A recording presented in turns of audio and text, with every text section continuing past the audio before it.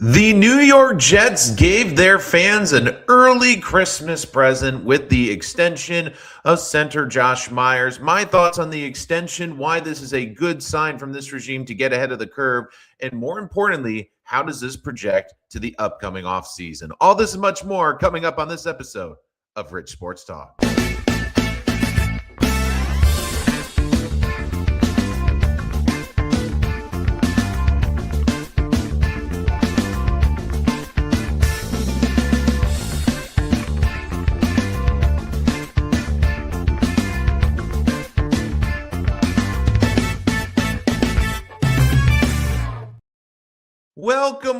Welcome into another episode of Rich Sports Talk, your home for all the latest and greatest on the New York Jets.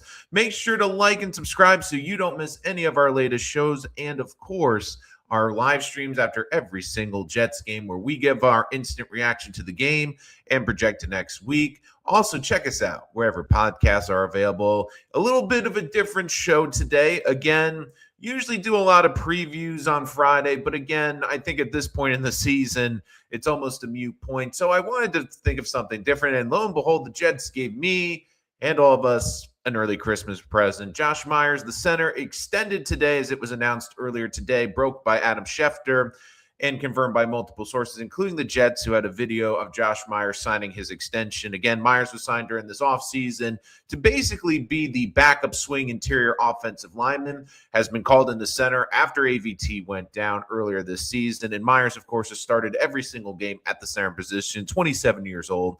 The extension is for $11 million, $6 million guaranteed. So haven't got all the details, but basically can assume it's going to be a $5.5 million cap hit over the 2 years. And more importantly, the Jets have locked in 4 of their 5 pieces on the offensive line. There's a lot to break down with this, and I'll break down the X's and O's, what this means for each individual offensive lineman, why I think this benefits one lineman, and how the Jets can attack the free agency and re-signing certain assets. But I want to start with this. I want to give this front office some credit, because one thing I have been very critical of, and I think a lot of Jet fans for not only the previous regime, but a couple of last regimes, has been the following, which is they don't get deals done during the season. They don't lock in players. And look, is this Breece Hall? No. But this is a nice piece. And again, I'd like to see some other extensions. Isaiah Williams is one I'd like to see extended. But overall, I thought this was a very shrewd move, and this was very smart to get ahead of free agency because, look, Josh Myers basically gets a nice little raise from what he's making this year. And once a player hits free agency, all bets are off, as we've seen with the New York Mets, basically. But I digress. Myers is, again, a solid center. I think he's an average center in the NFL. And look, you can be average. You just don't want bad. And one thing with this Myers contract that I really like is it gives the Jets a lot of flexibility. It gives them a lot of different leeway they can do. And again, people looking at the number, this really isn't that big of a number when you really think about it.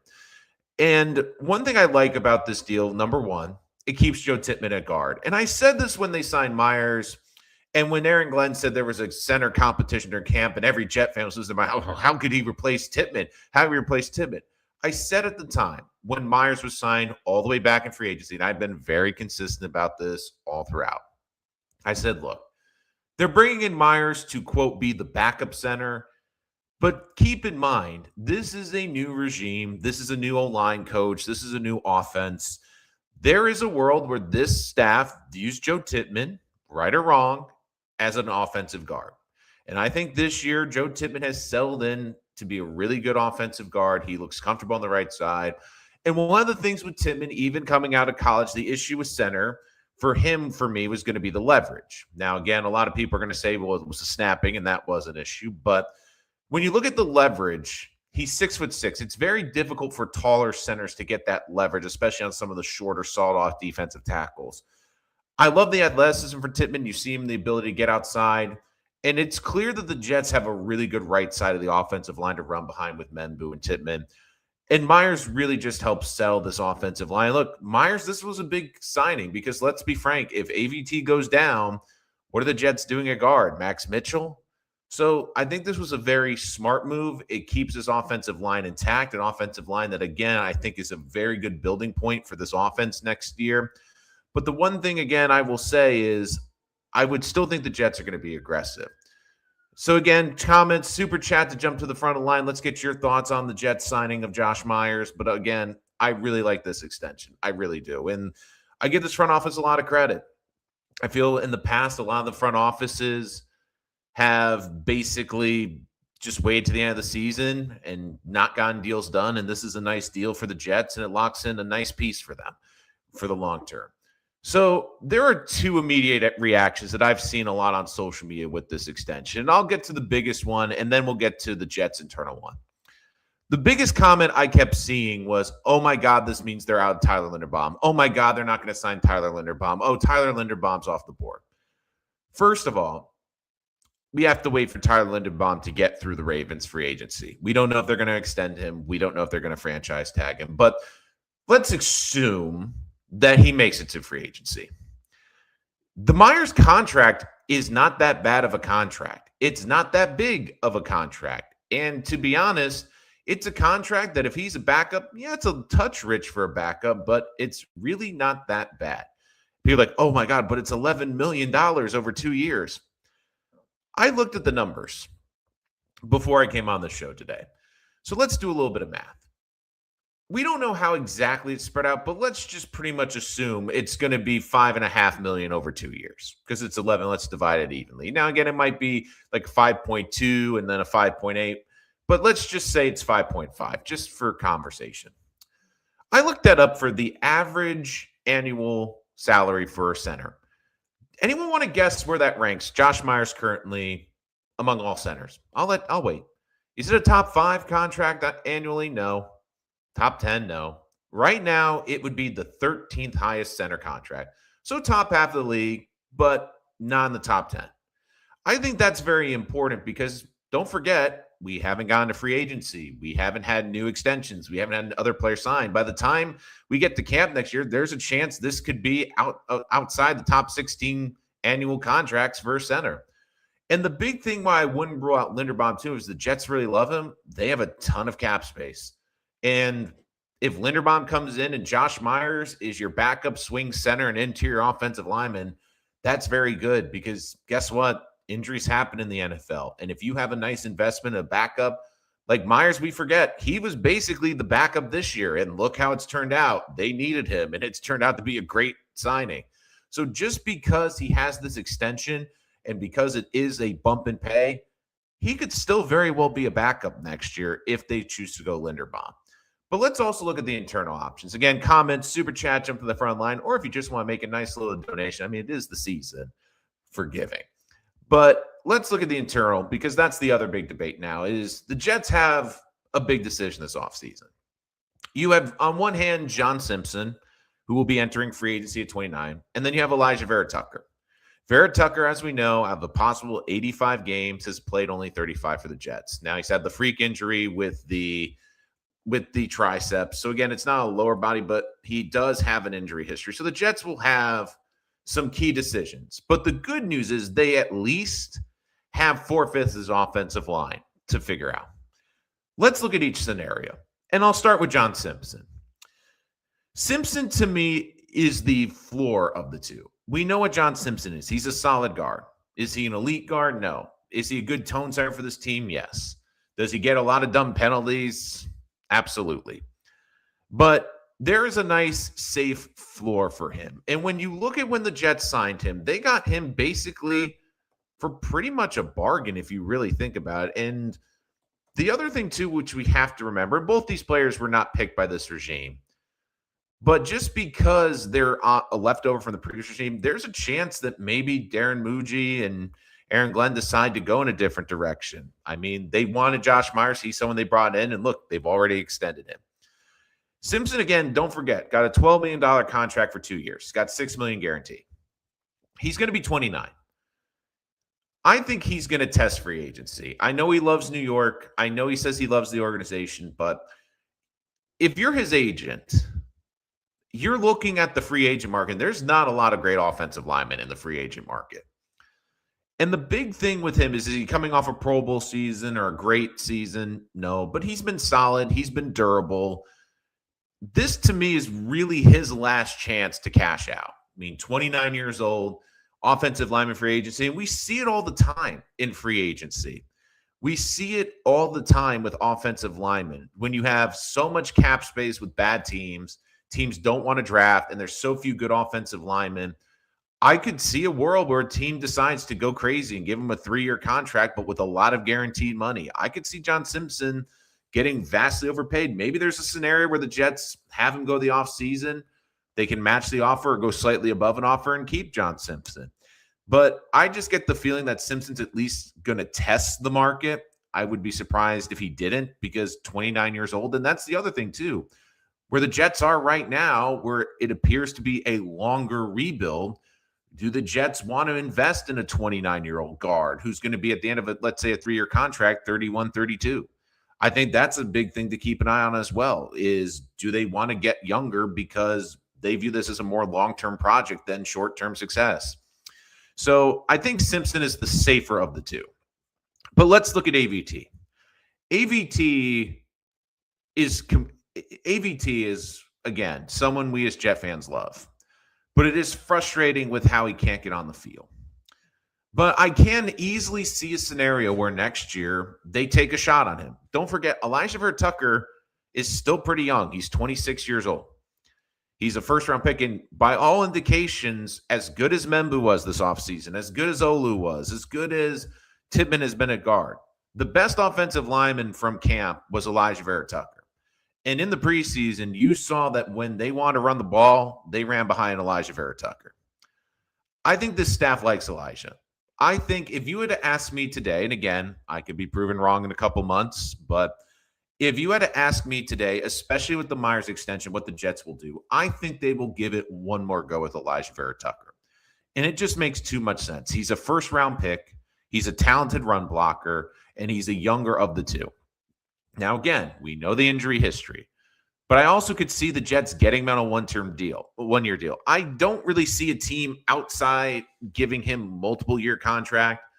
I could see teams giving him the 1 year. And again, with all the cap space the Jets have, even if it's a fatter number, I'd rather give the 1 year contract and see what Alijah Vera-Tucker has.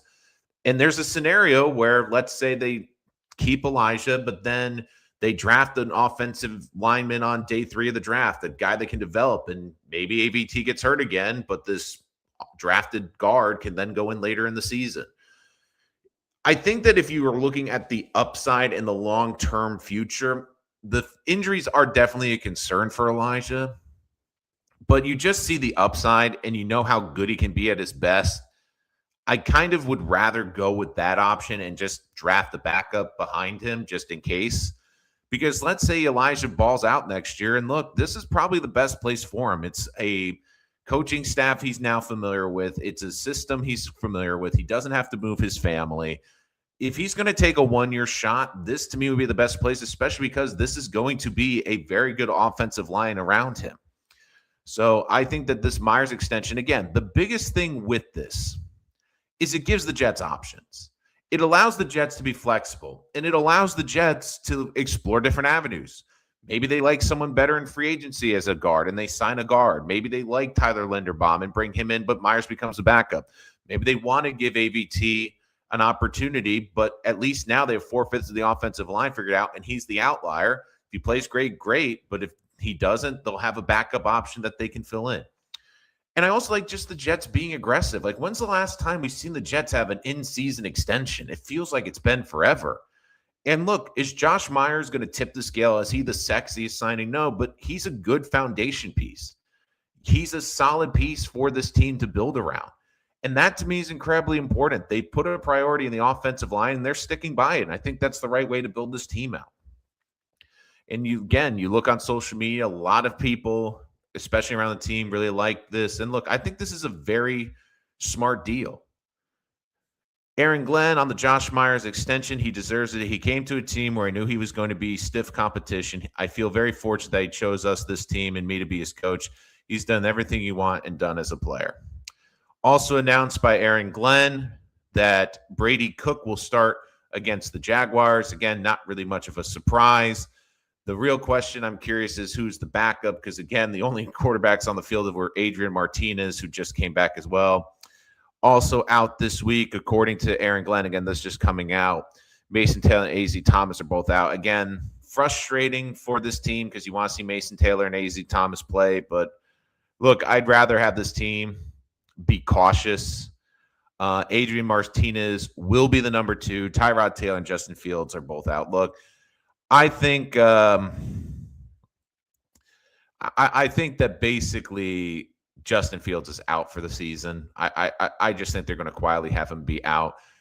Tyrod Taylor, again, with a groin, you don't know how long he's going to be out. But look, the Jets now have some options with today's signing of Josh Myers. It's clear the coaching staff really likes him. And look, to be fair, Myers has deserved this. He was asked to come in, basically be a swing player, comes in, has to start week 1. And look, does he have his flaws? Is he a great puncher in the run game? No, but he's been solid in pass protection, and he gives this team a good, a solid center. You just don't want to you don't want to have a weak link in the chain on the offensive line. Look, he has his faults, but he's not a weak link in the chain. And I mean, it's going to be interesting this week against Jacksonville. I mean, Mason Taylor out, AC Thomas out. Like, I'm just going through my head.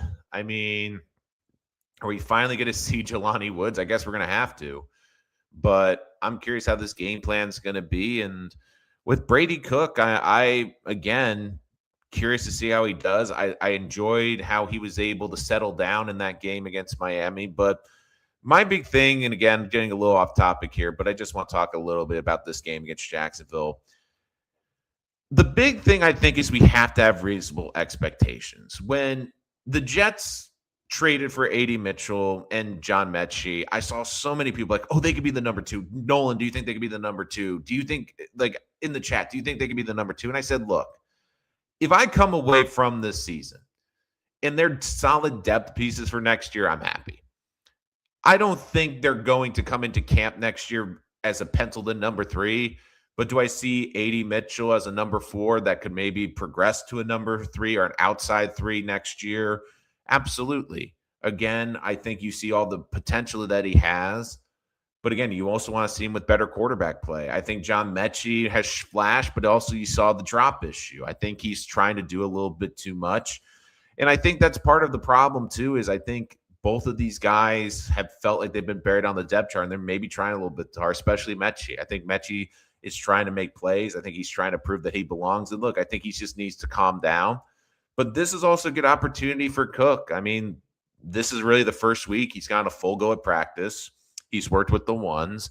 And he's also starting with a clean slate. I mean, it's not bad. It's not just bad that he comes into a game as an undrafted free agent, but he comes into a game when they're down and they have to throw. My big thing, too, is if you're Tanner Engstrom, I think this is going to be a really important game because I want to see how you game plan with a rookie quarterback.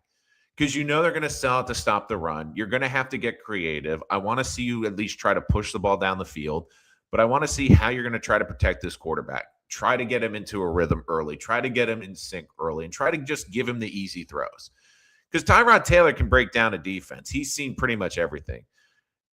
You're going to have to look at Brady Cook and just give him easy layups. Give him easy reads. And that, to me, is going to be important. I'm curious to see how Tanner Engstrom attacks that defense. And look, going back to the expectations, if I come out of this season and say that Brady Cook looks like he could be a decent backup quarterback, that to me is still a huge win. Because with the NFL, it's 17 games, likely going to go to 18 games, which I think is a mistake, but 18 games in our lifetime. You need to have a good quarterback. You need to have a quarterback on your team that you can at least compete with in 3 or 4 games. And I'm not saying Brady Cook, look, if he looks overwhelmed, looks like an undrafted free agent, there's a reason he was an undrafted free agent. But if he, at the end of this season, at the end of this run, and again, he's probably going to get at least a couple games, if I can say, you know what, I could see a future from being a nice backup, where if we have to go to him in crunch time, if he has to start a game or two, we can compete. We're not going to be overwhelmed. We'll have a shot. That, to me, would be huge if they could find a backup quarterback like that. And look, I'm not saying to be a bridge quarterback for a rookie next year. Maybe someone to compete with a little bit in camp, but having a veteran in front of both of them. That, to me, is how they should address Brady Cook. And that's what the expectations are. And look, I get expectations. Like, I know we all hope that, we have the next great undrafted quarterback that becomes a starting quarterback. That is so rare in the NFL. If it happens, great. But my big thing too is just be patient and just really make sure that that you have realistic expectations. Glenn says he has all the confidence in the world, and Cook reiterating he believes Cook can be a player in the league. And look, he can be, I think, if he can be a solid backup, that's good. But look, he's going to have a tough test. I mean, especially this defense. Who's doing it? Tyrod Taylor, Fields are out. Mason Taylor's out. A.Z. Thomas out. Kiko out. So now I'm kind of looking at, who's going to be available. And look, Adrian Martinez now the backup quarterback. I mean, knowing the Jets, look, he's going to play it sometimes. And I love how basically how he's got the number 1 jersey. That'd be something if he has to come out. And, I mean, look, hopefully this game will be entertaining. I just hope it's entertaining. It will be interesting. But, man, this defense, all of a sudden at corner, I mean, we're going to see a lot of Isaiah Oliver. I hope Quantez Stiggers is back. Again, I'm trying to get the injury reports for Jacksonville right now. A.Z. Thomas out. I think, who's going to play corner? Like, because according to the injury report yesterday, Fields didn't practice, is out. Kiko didn't practice, is out. Taylor didn't practice, is out. All the guys that didn't practice are out. Breece Hall's limited. Harrison Phillips, limited practice, probably veteran rest.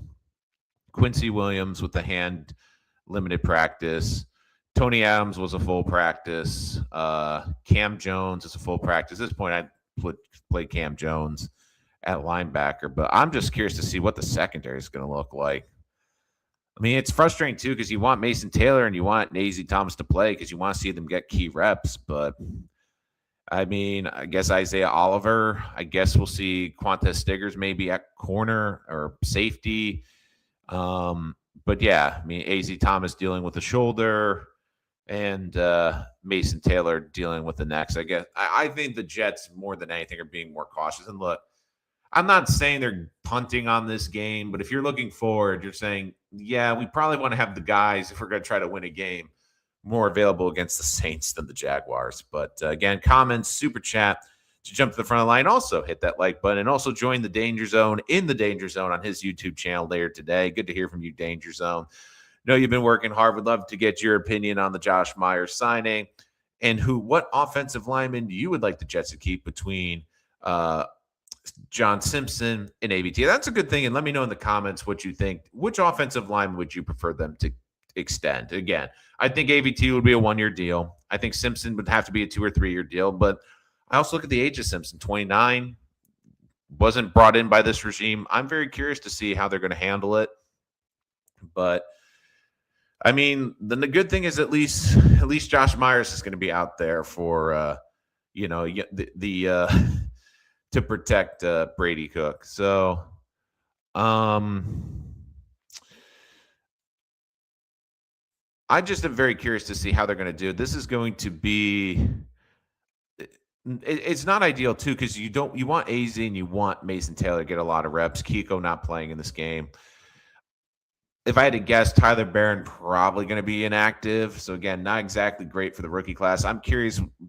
I'm also curious, too, with Arian Smith. Smith, we knew, was not active 2 weeks ago, was active last week, made the critical mistake on the special teams. Martinez will be the number 2 once he's elevated from the practice squad. I mean, look, this will be a game to see what this Jet team can do because the big thing with this game, I think we all are on the same page. They're not going to win this game, in my opinion. But you want to see what can this coaching staff do with very little. Because, again, you're going to have it's basically like the third preseason game. Don't forget, Brady Cook and Adrian Martinez were basically competing for this last spot in preseason game number 3. Both are cut. Cook's brought back on the practice squad. Martinez goes off to San Francisco's practice squad, now comes back. And now both of them are the active quarterbacks for Jacksonville. I mean, you can't make this up. You just can't make this up. And again, it's a tough week for the rookies. You're already out 3 of your rookies. for this week. Hopefully they're back for down the stretch run. And let's also see what Brady Cook can do. And look, can he just basically look like a backup quarterback? Look, there's going to be faults in his game. And if you're Jacksonville, they're going to bring the heat against this kid. Let's see how he can hold up. And I mean, the big thing too is, if anything, you're happy that you have your four of your starters. You have Fashanu, Membu, Myers, and Tippmann all locked up. I think AVT could be back on a 1-year prove-it deal. But the one nice thing is there's a lot of work to do on this team this offseason. I still think they'll draft a lineman at some point or sign a developmental player. But the offensive line, of all the questions, seems like the one that's an answer. The Jets are still going to need an improvement receiver. The Jets could upgrade the tight end position. The Jets could upgrade the running back position behind Breece Hall. And more importantly, keep Breece Hall. The Jets also have a ton of work to do on this defense. Like, I was thinking about this the other day, and I think it's very important. Like, outside of Ja'Wan Briggs, Brandon Stevens, and probably A.Z. Thomas, is there any guarantees for any of those other Jets to be back? I think Harrison Phillips will be back because I think they love him as the leader on that defense. But I was really thinking about this. Who's guaranteed to be back next year?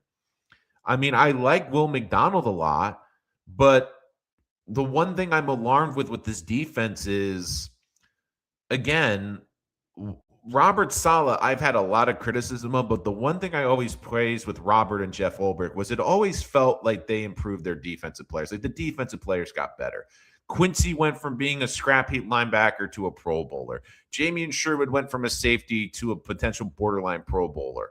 You had Will McDonald become a double-digit sack artist. You had Jermaine Johnson as the Pro Bowler. And I just looked this year, and I haven't seen improvement. And a lot of it comes down to, is it that they're not getting better under Glenn, or if it's Wilks? And if it's Wilks and they move on to a better defensive coordinator, maybe we'll see improvement. But the problem is when Aaron Glenn comes out in the offseason and says, oh, it's all about the coaching with Will McDonald. And Will McDonald at the end of the year will probably end up with 10 sacks, but it's been a very inconsistent season. Jermaine, I understand, is coming off the Achilles, but he's been quiet. The linebackers have clearly not worked in the system.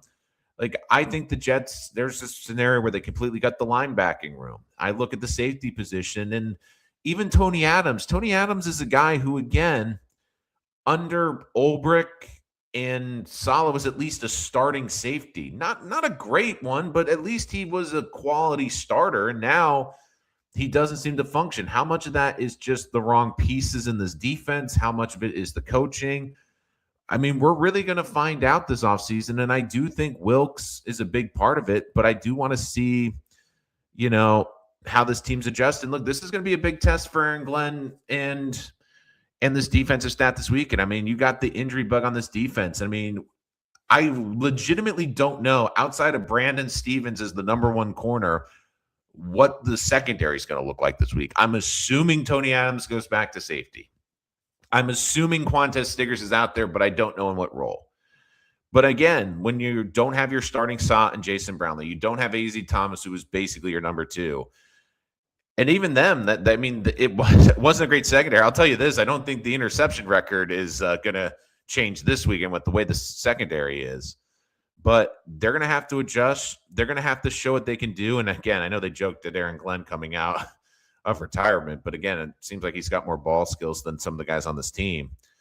But the big thing too is, the other thing that I think the Myers extension does too is something that I don't think was done under previous regimes. Like, they are rewarding people for buying it. They're rewarding people internally who exceed expectations. They are rewarding people saying, you've bought in, you've worked, you've earned this. And I do think we'll see how that plays out this offseason. If you pay Breece Hall, if you pay guys who have been here and have really begun to blossom, like one guy I'd look to maybe give an extension or get ahead of an extension is Ja'Wan Briggs. Like, again, do I think Ja'Wan Briggs is going to be an amazing defensive tackle? No, but do I think he's going to be a really good, solid number two that adds a little oomph in the pass rush? Yeah, and I'd try to get him locked in earlier at a more reasonable deal. I mean, that's the smart way to build a football team and reward the guys that are here. So, but again, comments, super chat to jump to the front of the line. Danger zone. So glad we got Myers locked up. Do you think now they've whipped out their pens that Amos could get extended midseason? I'm glad you asked this. I talked a little bit about this earlier, Danger Zone, but I'll reiterate. So I don't think I know everyone wants the big one, which is Brees Hall. I think that gets done in the offseason. I think there's some interesting players that could get extensions. One that I would look right now is Isaiah Williams, because again, it makes sense. He's been great in this system. He's been great as a Pro Bowler. I think he should be a Pro Bowler this year, but I would look to lock him in. Nick Folk is another one I would look into trying to add on another year. Again, the big thing with Nick Folk is, does he want to keep playing after this year? Does he want to keep doing that? Danger Zone, I'll get to your bet in a little bit, but I could see like Isaiah Williams would be someone that I would look to extend. I mean, like I was just mentioning, Ja'Wan Briggs is someone I'd try to get ahead of. Again, I'm just trying to remember at the top of my head who are some of the free agents. I wouldn't extend Cisco. I mean, in season, the hard part is I just don't see a lot of guys that, especially guys they brought in. The Wangu maybe as an extension. The promise he gets hurt. Someone made a little bit of an extension too, but really there's not someone you're like, oh, they have to give that guy extension. Oh, I want to give them a guy an extension. But I mean, one guy, Ja'Wan Briggs, I know he's a restricted free agent, but maybe give him a little nice bump in pay just to show that you appreciate what he's done. Again, let's get to some more of your questions. Super chat, jump to the front of the line. Again, I'm not necessarily a betting man. 25 yards receiving. I mean, who else are the Jets going to throw to? And if you're the Jaguars, they're going to be covering the receivers. So I definitely, I think that's a good bet, Danger Zone. I would definitely take that. Mooj preparing before there's a need. Again, I do like the preparation. Rich, Danger Zone, Simpson might be an upgrade signing over AVT due to injury. So I talked earlier about this, Tony. I look at each of them differently. AVT would be a 1-year deal. Do you take a swing at the upside? That's AVT. Because AVT is the more talented player. He's the younger player. And I do think if they're healthy, he's the better player. The problem is the health. Simpson, to me, is the floor player. I think you know what you have in Simpson. He's solid.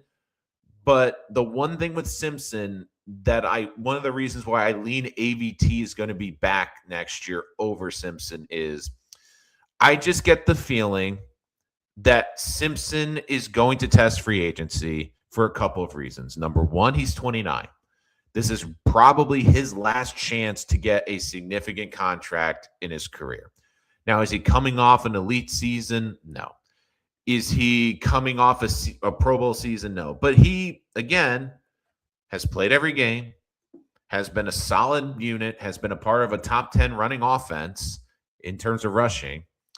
And when you look at him right now, he has made just over $19 million in his career. He can void this last year, the contract, which is $2 million. I think he's definitely on a free agency. And, the one thing too is I'm just trying to read the contract. The thing is, I know next year, they could have gone out in early 2025. But again, I think he's going to avoid the contract. He'll be 29 next season. And all he takes is one. And I've said this earlier in the show. Every year in free agency, there always seems to be a B-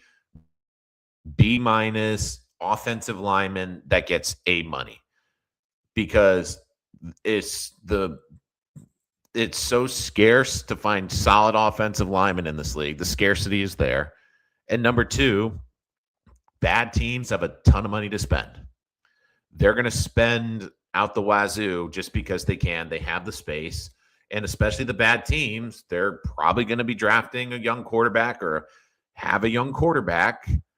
And because of that, what they're likely are going to do is spend a ton of money. And the other thing you have to look at too, Darren Muji, especially in first year, showed how much he liked the comp picks, how much he wants to add assets to the chest and then use those assets in the war chest. If, again, you get a big contract, Morgan Moses' contract is going to help bring back he was a 24 3-year deal last year.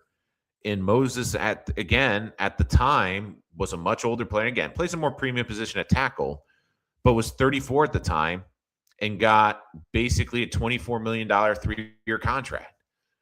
Could Simpson get $4 million? I mean, is there a team that gives him $9-10 million a year, maybe 11? There certainly could be a team out there that does that. Because again, when you look at the NFL salary cap for the offseason, there's going to be teams with an enormous amount of cap space.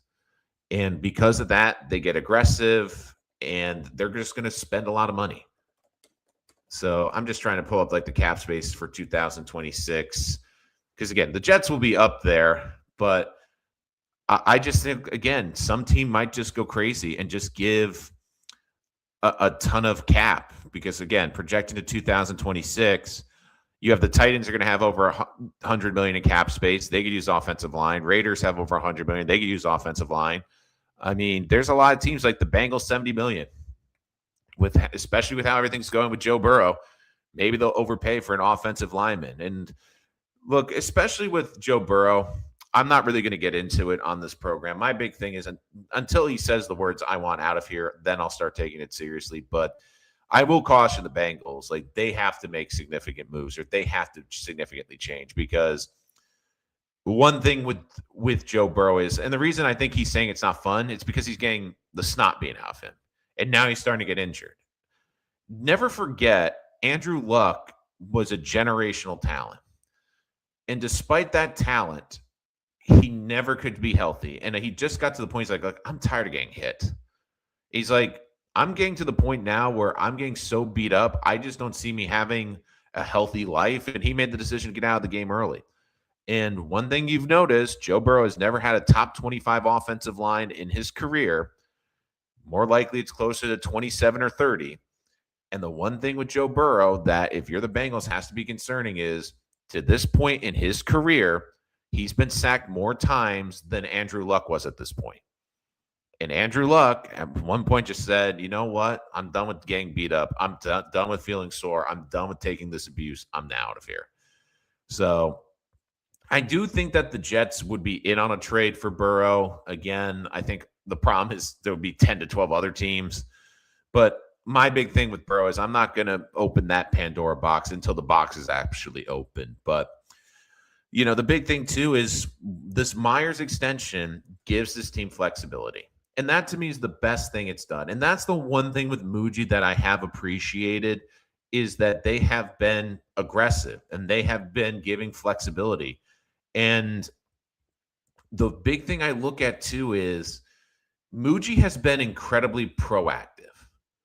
The one criticism that I had with especially Joe Douglas is it felt like once the season started that basically they looked at it and went, okay, this is our roster. We're not going to make any significant changes. So I just get the feeling that this is a very aggressive GM. And look, to their credit, they've addressed the slot corner, they've addressed D-tackle, they've gone out and gotten receivers, they've added draft picks. And look, I think that they have shown a willingness to reward their own players. I think that's really good. And look, I think they'll be aggressive. I could see them giving AVT a 1-year contract, but going out and making sure early day 3, they have a really good backup or developmental internal lineman that they really like, that they think could be an eventual starter. But if AVT gets injured, at least they have a backup plan. So, I mean, the big thing, too, is I think this will be a big week to see how Brady Cook handles the spotlight. And my big thing is, can he just be a backup quarterback? If he can, at the end of the season, I can say the following word, I like Brady Cook as my backup quarterback, that would make me very happy. And if you're also the other big thing, too, is, I agree with that, Tony. I don't know. I don't know how that. The other big thing too is because again, I know certain Jet fans are going to be watching the rest of the season. The other big thing that's come out this week, which I think helps the Jets, is the Colts signing Phillip Rivers. That's going to work. I mean, Riley Leonard was one thing, but Phillip Rivers, even this last year, couldn't move. I don't see how that's going to work. And the big thing, too, is like if you're going to watch any draft pick, watch the Colts pick. Because, again, I'm just looking at this weekend.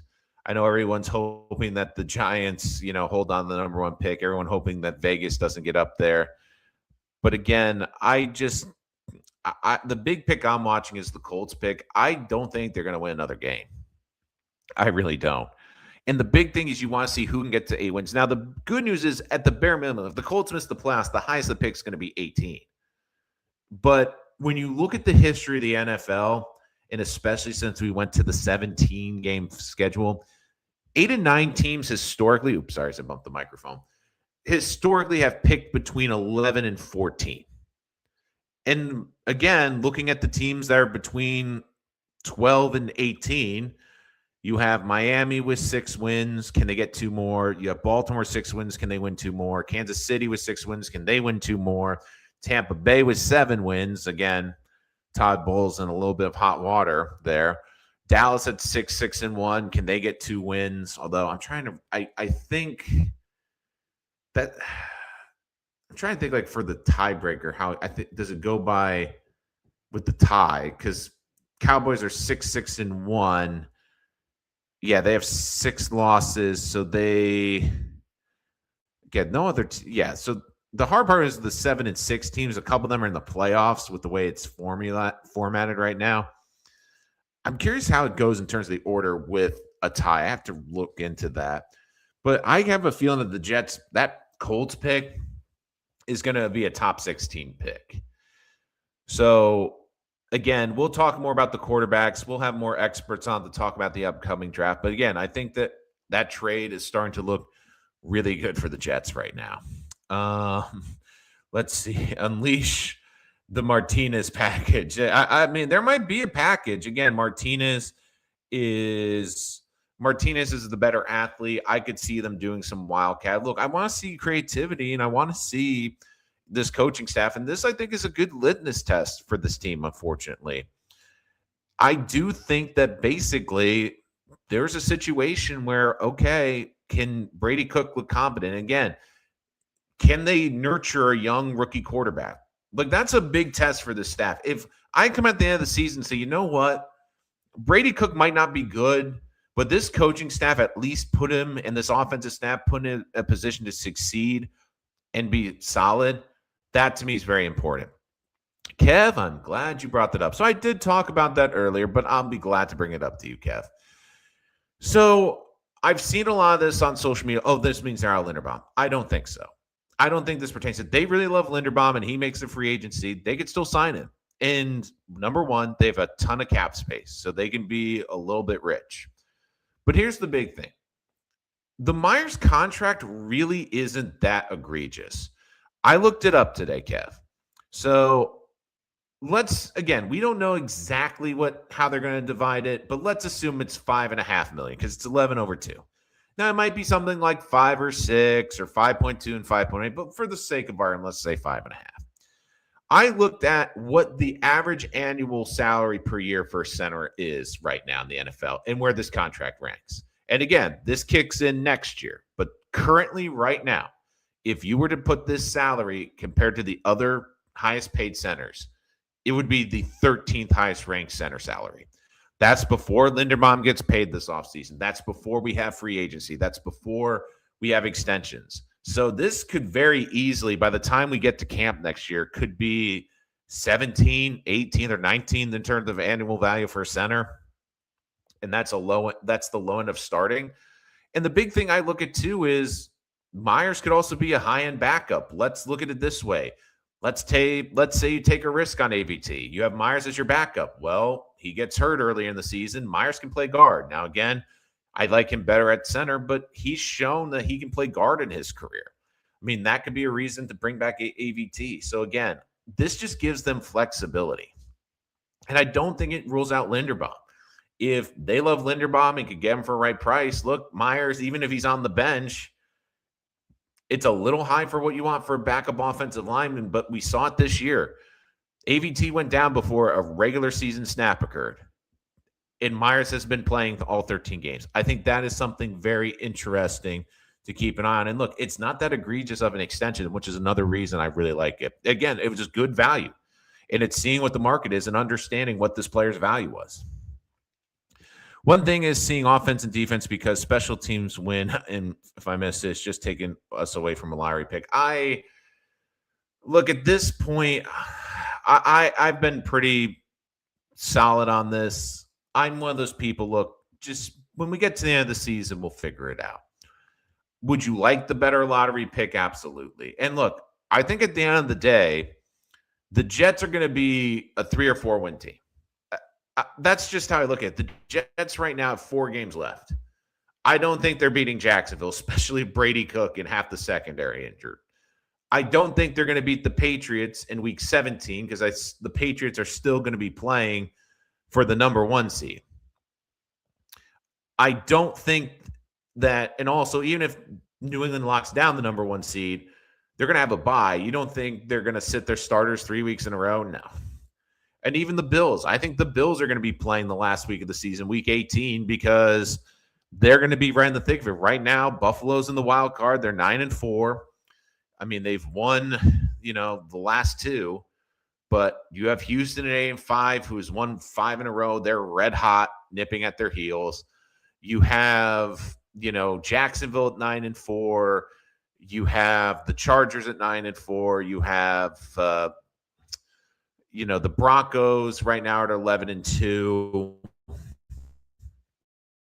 It's going to be a dogfight to the end, and realistically, I think the Saints game's the one you can win, but I mean, the Saints have been playing better. I mean, the Saints they won a game last week, so I don't think it's just a throwaway. And at least the one thing I'll say for the Saints game now is at least it's not over the number 1 pick.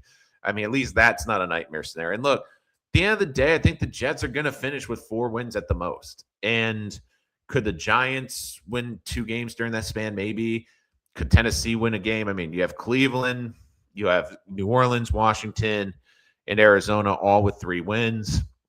I mean, if Washington beats the Giants this weekend, all of a sudden they get to 4 wins. So, look, that's just my opinion, and I understand people that are looking for the tank. And, look, I do hope Wilkes gets fired, Tony. I really do. I don't think he's done anything to deserve it to be back here. Plead to trade. Let's see. It's going to be not here fans to trade up all top picks to move up. Trading up is a lazy move.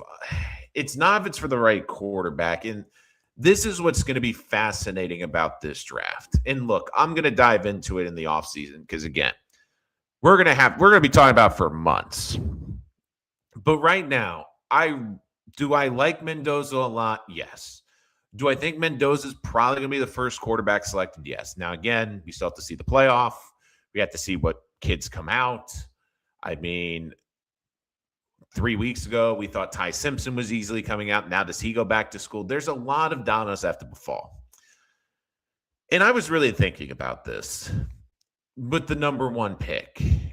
And Mendoza is a guy who I really like. But I don't see him as a guy that I'm giving up all my future assets or giving up significant assets to go and get. I'm more of the mindset today. And again, this might change, but I'm of the mindset that I kind of am waiting to see what quarterback maybe falls. Now, if Simpson enters this draft and falls a little bit, maybe do I exchange a pick to go up and swap to get above a team? Maybe, but I'm not giving up a ton of picks. And the big thing, too, is we have to see what quarterbacks even come out this year. I mean, does Dante Moore come out this year? He could go back to school. Ty Simpson, does he come out? He could go back to school. Lenore Sellers could come out. I mean, it might be a class. If Fernando Mendoza is the only legitimate quarterback coming out, And again, I don't love punting down the road either, but are you better off taking a dart throw on day 3 with a veteran quarterback? I mean, that could be something we're talking about, like, especially later in this prospects. I mean, Darian Mensah from Duke is someone that I really love the athleticism for. I think needs to sit. Drew Aller is a guy I would maybe take day 3 as a project. But again, we'll have to see. There's still a lot of runway ahead of us before we even get to discuss the draft. Like, the big thing is we have to see who declares. We have to see him. Rich, will you evaluate? Of course. Pick 2. I think they're going to pick 1 on day 3. I don't think they're going to pick 2. I will definitely break down the quarterbacks throughout this offseason, though. Again, that's one reason you should like and follow this channel, because, again, we are going to have a ton of NFL draft content and offseason content throughout the offseason. But again, Josh Myers extended by the Jets. I think it was a great move. I think it was a smart and shrewd move. But more importantly, the Jets now have 4 of their 5 offensive linemen locked up throughout the 2025 and 2026 season. Thank you, everyone, for joining us on Rich Sports Talk. If you missed today's live stream, make sure to like and subscribe so you don't miss our latest episode. Make sure to check us out after every single Jets game. Again, we come on live to give our reactions to the Jets games and our instant reaction. We're also going to have a ton of off-season content, including the NFL draft. We do so much draft content, from prospect analysis to potential trades, and of course, mock drafts. We do full 7-round Jets mock drafts. So again, we have so much great content coming your way. I'm sure you don't want to miss. And again, if you missed the show, you can check us out wherever podcasts are available. And if you want to get a comment in, make sure to comment on the video. I'll try to get to as many comments as I can. And check out our shorts as well. Our social medias are attached to the channel if you want to follow us on social media. But again, thank you, everyone, for joining us here today. So many great insights and questions as always. Again, love having your questions. Make sure to share our content, because we want to get as many great Jet fans into the show as possible. But that only happens through the YouTube algorithm with likes, subscribes, and shares. So once again, thank you for joining us. The Jets have locked in their center and have given themselves a lot of flexibility on the offensive line as we head into the 2026 offseason. Thank you so much for joining us on Rich Sports Talk today. We will see you next time.